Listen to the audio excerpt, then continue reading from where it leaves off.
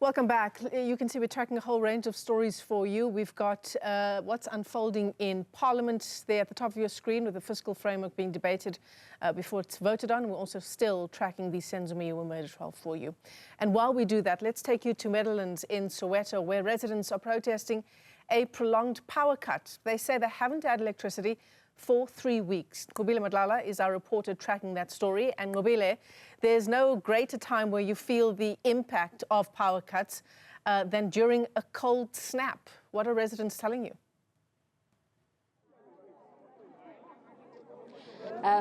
It's been very difficult for them, Michelle, as you know, that during this time is when you actually need a bit of heating up in the house. But furthermore, you'll remember this is the time that actually kids or pupils would be actually writing exams. So studying has become very difficult for those kids that are supposed to be writing exams. But I want to bring in a community member here, Tulufuelo, to speak to us about just the impact that this has had to you as a community.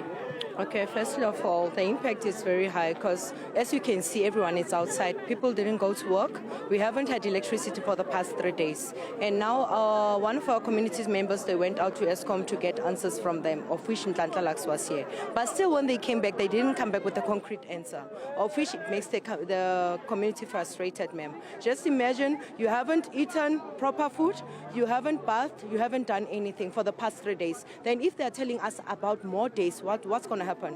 And what we are doing here, we are doing a nice and peaceful protest. We are not hurting anyone, we are not breaking anything. Only what we want is Eskom to come and fix our problem. That's it. That's what we are asking for. Are you going to open the roads if they come? If they do happen to do that, we as a community, we have to talk about it. We can open roads for them because we are not in the fighting mode. How can you fight someone who's going to be assisting you at the end of the day? We just want that. We ask that since all the traffic officers, they've been standing there the whole day, they might as well go fetch Eskom people, escort them here. We're going to open the roads, they fix our problem, then they go. Simple. You know what frustrated me the most? It's when the chief whip was here in the morning. She said she only heard about our problems in the morning. Our councillors, they never told her about our problems, that we don't have electricity at the site. So we want to know what kind of councillors. It's my first time seeing this guy here. They are hearing that he's one of the councillors, but our main councillor is not here. How can you not be here, but you are our leader? The person that got elected to run for us, got elected to be in front of us, to fight for us. He's not here today. He's sending other people to come here. And I want to bring in those councillors to speak to us because you are the two councillors within the ward. You're separated by the road that we are currently on. And I want to start from here, going that way. What did you get from Eskom? Were you able to communicate the problem that the community is faced with? No, thanks. The response that we got from Eskom, it's that their challenge is at the substation. So they've been trying to work on that issue for a long time now. So they are running away from getting a situation where there is a total shutdown. A total shutdown, it's a possibility whereby the whole substation is now not working. So if the whole substation is not working, that means everyone who is supplied by that substation will not have electricity until they fix that issue. So what they do, they then fix bit by bit. Hence, you'll then get zone 1, then will be off between 5 o'clock and 10 o'clock while they are trying to fix other issues. But while they are working at the substation, then they get other challenges. Then they still have to deal with those challenges. Hence, now we are talking about 3 days. Because before it was a matter of 5 o'clock to 10 o'clock.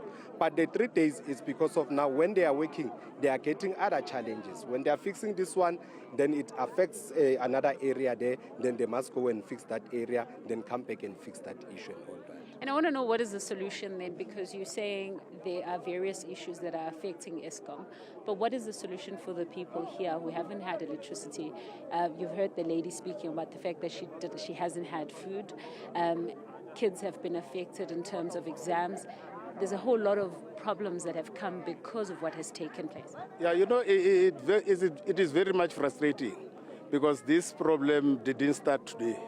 I think it's been 3 weeks. We've been going up and down to Eskom, trying to explain this situation.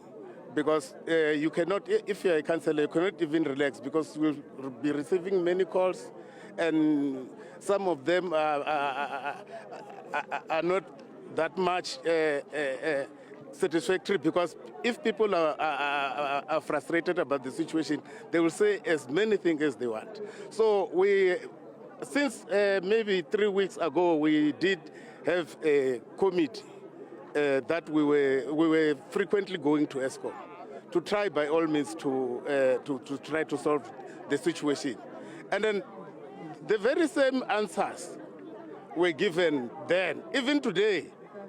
That's why I become very much frustrated, because Are you saying that there's no solution then for today?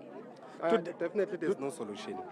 Because right now their excuse is that they are not working because of roads are closed. It's the excuse that they are using. So even if tomorrow we can close the streets until tomorrow, but even tomorrow we can call them, they are still going to tell us the very same excuse that we are not working because of the streets are closed. All right, thank you very much. So these are the councillors in this ward. So there are 2 wards, Michelle, one this side and the other one that side, separated by the road that the residents are actually using for protest. But it seems there's no solution for these residents. They will continue to have no power. As they say, Eskom people cannot come in when the roads are closed. So Nqobile, have you heard from any Eskom officials on what the situation is in Meadowlands? At this point, Michelle, no, we haven't heard anything from Eskom, but we are trying to reach out to them to get more details, as we are hearing from the councillors that are explaining what is taking place within the nearby substation. But we are, of course, looking to hear those reactions from Eskom. Madlala is tracking that story for us in Soweto.